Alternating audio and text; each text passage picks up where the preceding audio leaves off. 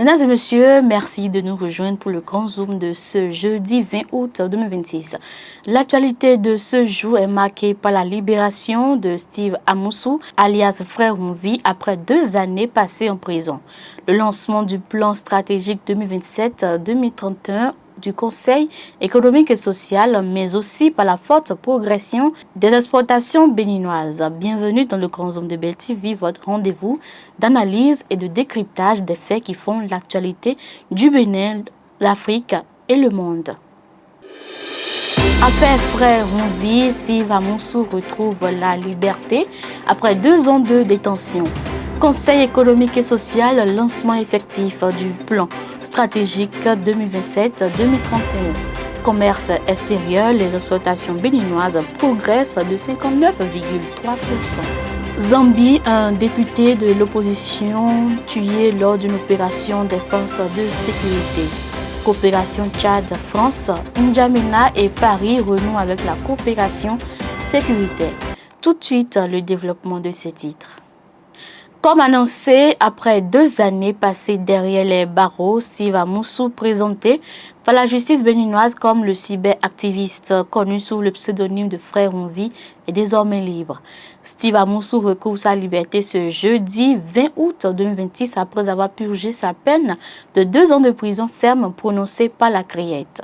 Pour rappel, il avait été interpellé le 12 août 2024 à Lomé au Togo, avant d'être conduit au Bénin. Le 20 août 2024, il avait été présenté au procureur spécial de la Criette puis placé sous mandat de dépôt. Il était notamment poursuivi pour des faits liés au harcèlement par voie électronique, à la diffusion de fausses nouvelles et à l'incitation à la rébellion. Il avait toujours contesté être l'auteur des publications attribuées à Frère Mouvi. En juin 2025, la Criette le condamne à 2 ans de prison ferme avec une amende. Cette peine avait ensuite été confirmée en appel en décembre 2025. Après avoir purgé sa peine, Steve Amoussou est donc libre de ses mouvements. Cette libération met ainsi fin à une affaire judiciaire qui avait suscité de nombreux débats autour de la liberté d'expression et du traitement des infractions liées aux communications numériques. Le Conseil économique et social se projette désormais sur les 5 prochaines années avec l'élaboration de son nouveau plan stratégique. Le lancement officiel a eu lieu ce jeudi 20 août 2026 à Cotonou en présence des responsables du Conseil économique et social et du ministre de l'économie et des finances. Le document doit servir de cadre de référence pour orienter les actions de l'institution entre 2027 et 2031. Cette démarche intervient après une réforme importante du Conseil économique et social destinée à rapprocher davantage l'institution des réalités des territoires.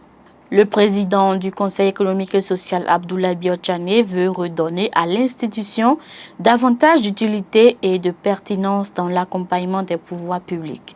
Le gouvernement attend notamment du Conseil qu'il travaille sur l'éradication de l'extrême pauvreté, de la territorialisation de l'action publique, mais aussi le développement numérique et de l'innovation. Le plan devra permettre au Conseil économique et social de mieux anticiper les difficultés et de proposer des réponses adaptées aux besoins des populations. Le traitement de l'information judiciaire était au centre d'une rencontre entre le procureur spécial de la Criette et l'Union des professionnels des médias du Bénin. Le procureur Mario Metonou a échangé mercredi 19 août avec une délégation de l'UPMB conduite par son président Hervé Hessou. Les échanges ont notamment porté sur la manière dont les journalistes traitent les informations relatives aux procédures judiciaires. Le procureur a insisté sur la nécessité de vérifier les informations avant leur publication et de respecter la présomption d'innocence. La Criette se dit également disposée à accompagner les journalistes à travers des formations sur les procédures et les dossiers relevant de sa compétence. Le code de l'information et de la communication ainsi que le code du numérique ont notamment été évoqués.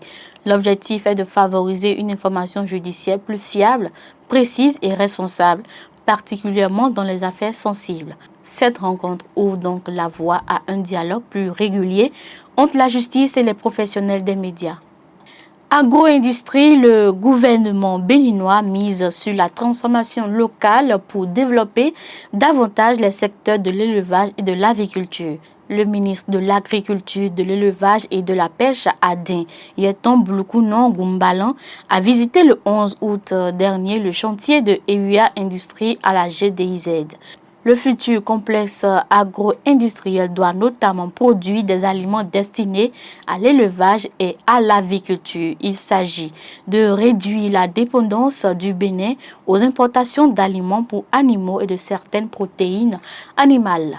Le projet doit également permettre de mieux valoriser les matières premières agricoles produites au Bénin. Cette initiative devrait contribuer à créer de la valeur ajoutée, développer les chaînes de production locales et offrir de nouvelles opportunités aux acteurs des filières animales. EUA Industrie entend ainsi participer au développement de l'agro-industrie béninoise et au renforcement de la compétitivité du pays dans la sous-région. Commerce extérieur, les exportations du Bénin connaissent une forte progression au deuxième trimestre de l'année 2026. Les ventes de marchandises à l'étranger ont atteint 188,8 milliards de francs CFA, soit une hausse de 59,3% par rapport au deuxième trimestre de l'année 2025. Cette progression est notamment portée par les fruits à coque, le soja et le coton. Le coton non cardé ni peigné reste le principal produit exporté avec 63,6 milliards de francs CFA de recettes pour plus de 67 700 tonnes. Les fruits à coque représentent 27,1 milliards de francs CFA, tandis que les tourteaux et le soja atteignent chacun environ 18 milliards de francs CFA. Le Bangladesh arrive en tête des marchés destinataires, suivi de l'Inde et du Nigeria. Malgré cette progression sur un an, les exportations ont reculé de 18,4% entre le premier et le deuxième trimestre de l'année 2026. Ces chiffres confirment le poids important de l'agriculture dans les exportations béninoises, mais montrent aussi la nécessité de diversifier davantage les produits et les marchés. Un tour en Afrique australe.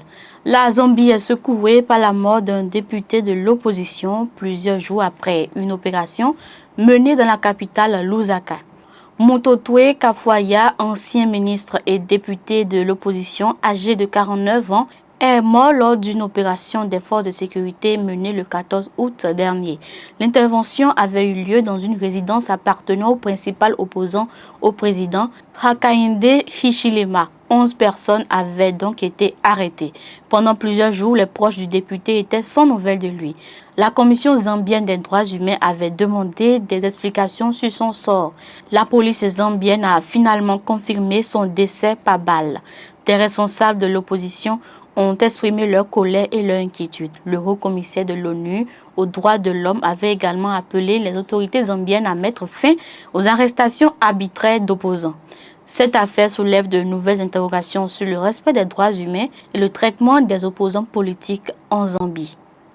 Coopération du Tchad et de la France, N'Djamena et Paris renouent avec la coopération sécuritaire. Après le départ des forces françaises du Tchad, N'Djamena et Paris reprennent progressivement leur collaboration dans le domaine de la défense. Depuis avril, des militaires français apportent de nouveau leur expertise aux forces tchadiennes. La coopération porte notamment sur la formation, le renseignement et l'appui aérien. Il n'est pas question pour le moment de réinstaller des bases militaires françaises permanentes au Tchad.